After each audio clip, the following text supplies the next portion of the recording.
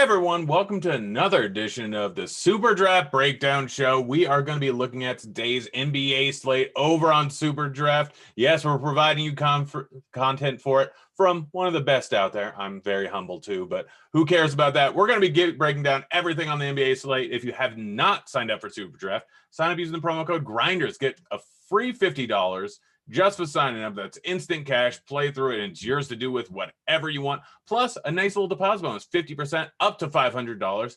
Add in all that. If you are unaware, they actually signed with Caesars Entertainment. Yes, the great Caesars Entertainment that brings you Caesars Palace, Flamingo Bally's, all those places in Vegas where I spent my youth because I am a degenerate. But in any case, they are running a current contest that will give away 100,000 Caesars rewards points. That's the equivalent of $1,000 at any Caesars property. So get in, sign up through the Grinders link for a chance at those 100,000 tier credits. Yes, that's a beautiful way to spend a weekend in one of these nice resorts at Caesars Entertainment. But get signed up there. We're breaking it down here. I've got everything. I've looked through everything today. I'm going to tell you exactly what to do because you know what? It's a fun day of basketball. And on Superdraft, if you're unaware, you can play anyone you want.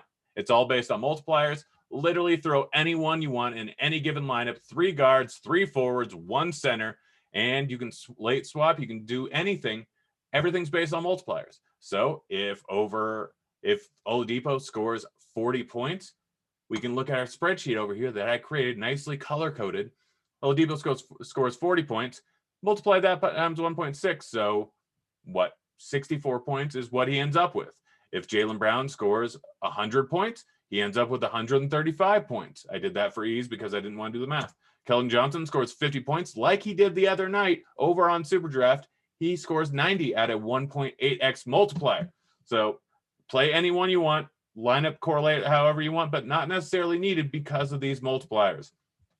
So we're real quickly just going to get started here, and we'll start with the one position where you only get one person in there. That is center. Last night, it was Enes Kanter. Was at a 1.85x multiplier. I just locked him in. Tonight, we don't have that exact scenario. Bam Adebayo at a 1.25 is currently the guy on RPG projections that is putting out the highest median projection with the multiplier. Actually, no, apparently it's Horford. Sorry, just had to redo that.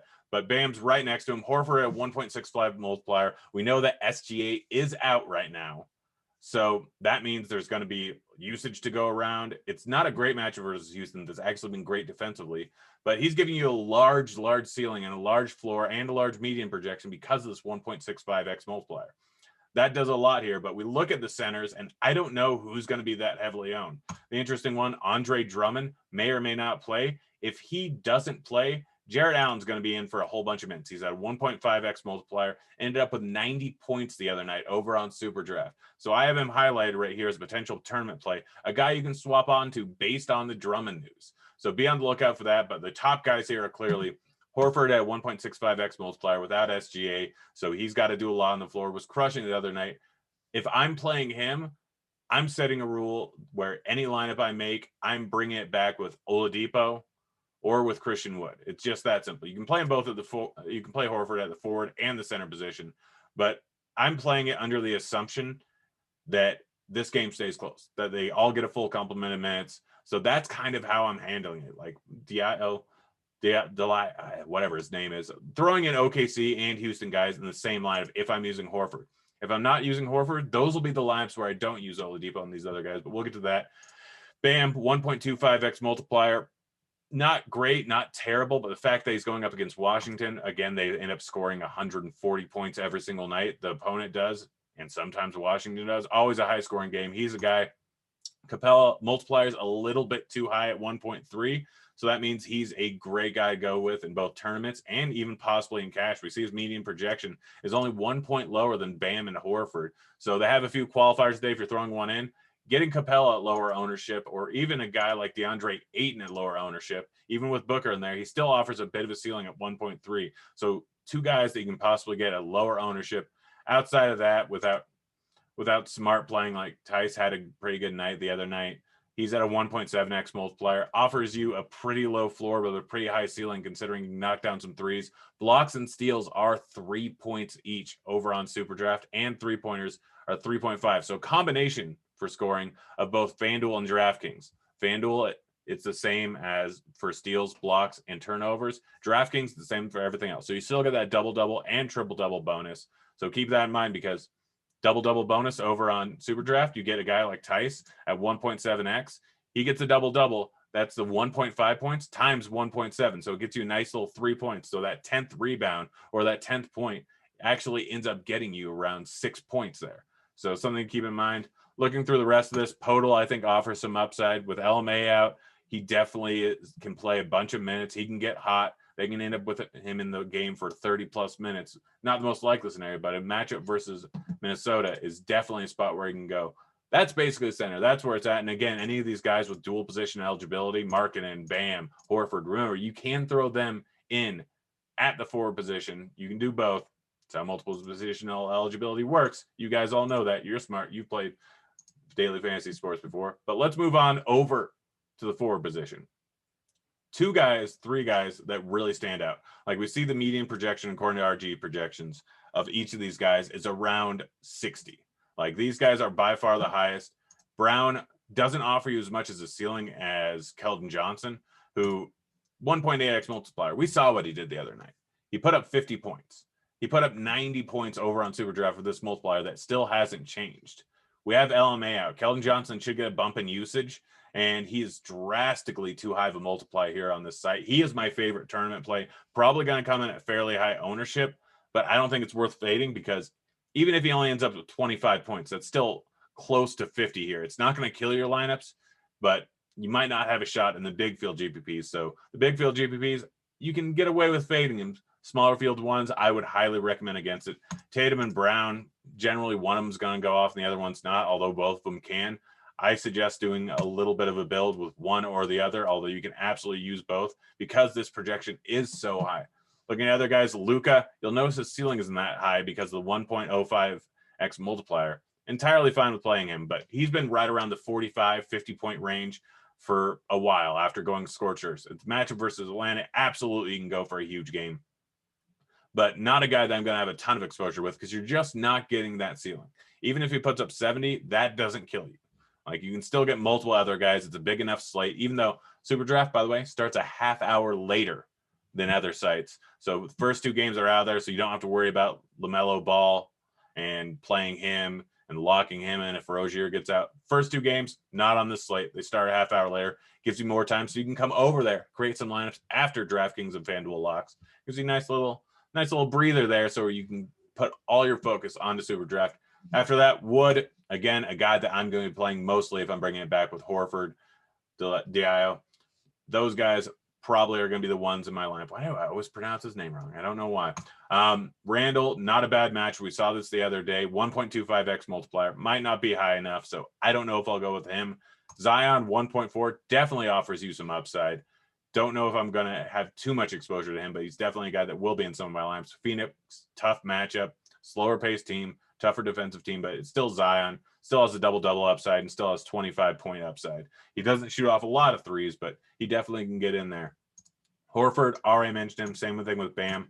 DeRozan's an interesting one. He gets a 4.4% usage bump without LMA in the offense. It's a matchup versus Minnesota. Again, this game stays close. He can absolutely crush. Don't mind using a nice little correlation with bringing it back. If Russell's out, then you got guys like Beasley and guys like Edwards that have a nice uptick in usage that can go off for a high game, and they actually have decent multipliers today. We'll get into that when we get into the guard position. But looking through the rest of this, like, I don't know if we've got news yet on the Clippers, but if Paul George or Kawhi sit, then either one of the other guys makes a pretty decent tournament play. I don't know they don't have the highest multiplier. It's not a great matchup versus Cleveland, but definitely guys that are in play. RJ Barrett, Markkanen, shooters that shoot from beyond the arc. They get hot from beyond the arc. 1.6x multiplier. They can absolutely pay off. Decent tournament plays. Not the greatest, but they're definitely guys that are going to come in at lower ownership. After that, Butler, 1.2, probably where it should be. Better play over on DraftKings, but on Superdraft, 1.2, you can definitely get there. He's been putting up 50 pretty consistent. And a matchup versus Washington is an absolutely fantastic matchup. Porzingis, we know he has upside. Basley, without SGA, definitely offers some tournament upside at 1.75. And that's kind of where I'm stopping at. Like, some of these other guys, based on injuries, like Prince, if Drummond's out. Definitely a guy that we can look at as a possibility. But really, most of these guys, unless an injury pops up, they're not making the cut for me at the forward position. It's basically these guys right here. Look at the spreadsheet. Take into account if Paul George or Kawhi is out, and that may change things. But mostly, it's these guys at the forward position. This is going to be your core. These are the guys you want to look at. Remember, no salary cap. You can play anyone in any given lineup. You can have two lineups that are only different by one person. It can be an entirely different person. So, little strategy. Plus, you can swap off if you think you're going to be on a higher owned guy and you got some room to make up in cash or tournaments. So, keep that stuff in mind. Let's look at forward here or a guard here. And the guy that immediately just jumps off the page. We know no John Wall. So, Oladipo, 1.6x multiplier. Matchup versus OKC. Should go for 40. His median outcome 69.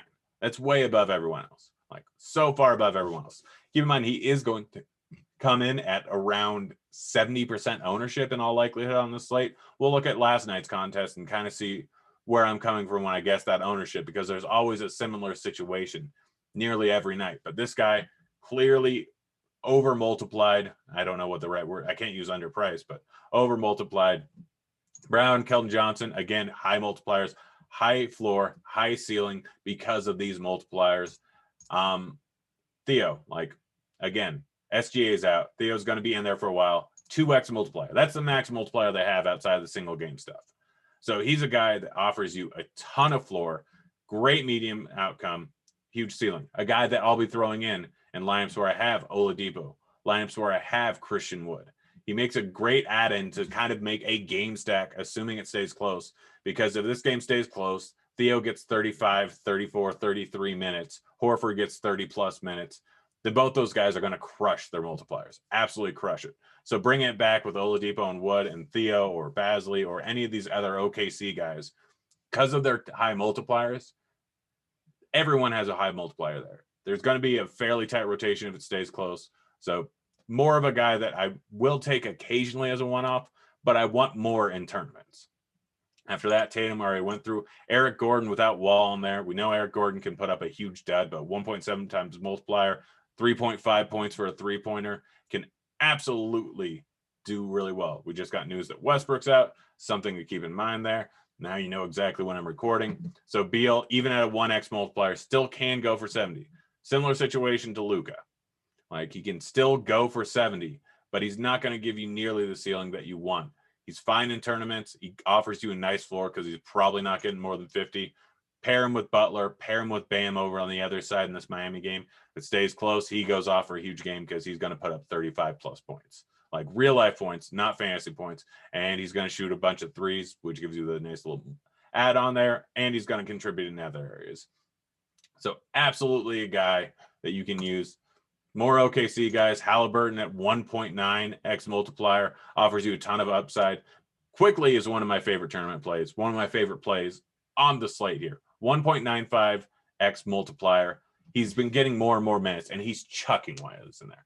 Like, the guy is just eating up the usage, putting up the ball constantly. If he gets hot, he can absolutely destroy and make it a necessity to have him in your lineups. I assume that he's not going to be the starting lineup. Coming off the bench, he may not get as much ownership, but he can go for 40 fantasy points, which at 1.95 multiplier is going to get you close to 80. You'll need him in your lineup in all likelihood if he gets that. So a guy I'm going to have a decent amount of ownership in tournaments here. Looking through the rest of these guys, Chris Paul, he's fine. I prefer him when Booker's out. Still can get you 50 points at 1.35x multiplier. That'll go up to 165, 170. But there's a lot more options at the forward position that I think offer you some upside. Matthews, without Westbrook, without Neto, both those guys being gone, he can go off for a decent game. Batum, if George or Kawhi is out, should see an increase in usage, 1.85x multiplier. Guy that can get done. I have Russell here in red because he may or may not play. If he plays, then he's in play at 1.45x multiplier. If he doesn't, Beasley and Edwards should see an uptick at pretty high multipliers over on Superdraft. So keep in mind where the RG projections put him at. Keep in mind that you can swap off of things. You can throw Russell in your lineup, and then you can just mass swap over to Edwards or over to Beasley on Superdraft. It's real simple. It's an easy function. You can do it. Sexton, more a guy that I'm interested in if Drummond moved out. DeJounte Murray, 1.45x multiplier, definitely can get you 50. Definitely a guy that's in play in tournaments, but not as good of a play, in my opinion, as DeRozan or as Johnson. Looking through the rest of these guys, not a ton. Fox can go for a big game, but 1.25x multiplier, probably not going to get it done. Ish Smith, 1.7x multiplier, should get a decent amount of minutes without Westbrook in there, but I don't know if I'm going to end up using him. Reggie Jackson, multiplier still too high for the minutes he's playing. If Paul George or Kawhi get moved out, that's going to give him a definite bump. Definitely a guy that's in playing tournaments. Garland, Drummond moved out. Like, again, we run court IQ. Doesn't get the biggest bump in the world, but we saw what he did the game the other night without Drummond. Should see a boatload of minutes and should see a decent amount of production in there. Outside of that, most of these guys just become kind of tournament plays. Like Dort, I think, again, another OKC guy that you can throw in there. He can definitely put up a 40-point outing, which a 1.8x multiplier may be needed. But the rest of these guys just kind of don't make the cut. Yes, they can end up in the, like, with a 1% outcome in their fantasy points and put up a number that you absolutely need. But most of these guys, half the time, they're going to just tank your lineup entirely. 45% of the time, they're going to end up in your lineup and not kill you, but probably not help you too much. It's only going to be a few percent of the time where they end up really crushing. So unless it's a very specific situation like Jeff Teague in the Boston game, if Kemba ends up getting ruled out and he's going to come in at low ownership and you need to make up some ground, then he's a guy that you can use. But that's basically where we're at today on the slate for each of the positions. Again, keep in mind the RG projections are not set in stone right now. News is going to come out, but they're in play. But we're going to check out last night's tournament, where things were at. I personally, we had a Victor Oladipo type situation with three guys. So Lillard came in at 73% owned. I locked him in. Turned out to be the bad choice. But what I essentially did is the only way that he doesn't end up making value is if the game turns into a blowout. So I locked in Westbrook, I locked in Cantor, I locked in Lillard. Turned out to be the bad move, even though the game didn't turn out to be a blowout. Cantor was by far the best play at center, but Westbrook and Lillard both were guys that hit value but didn't hit nearly enough. That 1.2x multiplier definitely helped out, but wasn't quite enough to really get me into the winning lineup. You needed one of them not to be in your lineups. As we see the winning lineup, Curry went up for a massive outing at 1.2x multiplier. He was the perfect pivot away from Westbrook and Lillard. Westbrook was still in this one. Kyrie had a big game. I'm fine with the fact that I faded him. Grant came in at 50% ownership. He's one of those guys like Oladipo that still has a multiplier way too low. I used a lot of him. I've used a lot of him every night. I'm just willing to stomach it, knowing that if he actually has a legit game, he had a good game last night, not a great one. If he has a great game, 1.65x multiplier, you need on that night. So that's what we have with Oladipo tonight. It's the same scenario. Probably going to need him. Not a horrible idea to fade him in tournaments if you really are hoping for a bad game, but most likely a guy you need.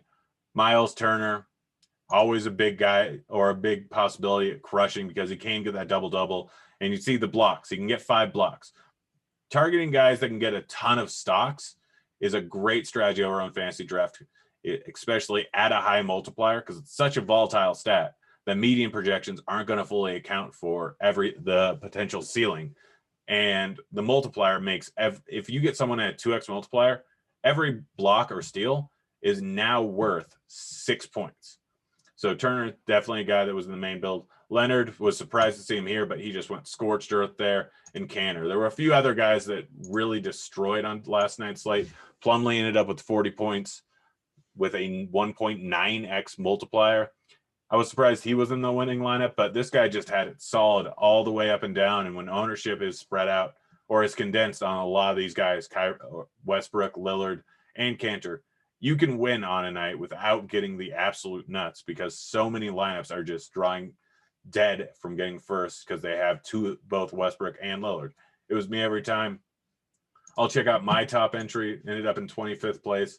Not what I really wanted, but it was definitely getting close to a possibility of winning it. Again, locked in Cantor, locked in Lillard, locked in Westbrook. Last night we had Gary Trent who went off for 75 points. So you see, I was one little swap away from getting first place in this tournament. Westbrook and Lillard made it so it wasn't really possible for me. There's almost no outcome where you had both these guys. You can have one, but you can't have both these guys and still take down the tournament. So just a little bit far away, but you see where the ownership's kind of at. Guys like Sabonis, who consistently get you 50 points at a 1.2x multiplier, are going to be in the lineup a lot. Westbrook, Lillard, guys like Curry that offer some upside will come in at a little lower ownership because that floor is still a little bit lower than we want. He can put up 35 points at a 1.2x multiplier and only get 42, which will kill your lineups on any given night because every single lineup position is incredibly valuable. There isn't different builds like, oh, if you took this guy, then you're forced to play a value. And if none of the value hits, then you can still win a tournament with a bad value play. If a guy like Giannis goes off for 80, you have to play a value pick and none of them hit. You can still win. But on Superdraft, you don't have to play any value. You don't have to play any big multipliers. You don't have to play anything in particular. It's anyone. But guys, yep, that's going to do it. Hope this was helpful. Anything in the comment section that you want to see on this show, want to see in the future for Superdraft content, go ahead and drop in the comment section over there on YouTube or over on the Rotogrinders page. We'll try and implement it in there, but good luck on everything. I'm heading over to the Superdraft event over in Vegas. You can watch me try and win $300K on their big $1 million event. I am planning on maxing that out and every other contest. So it's either going to be a real fun Super Bowl or a real depressing one for me. But it's been fun. I'm out of here. Good luck. See you, kids.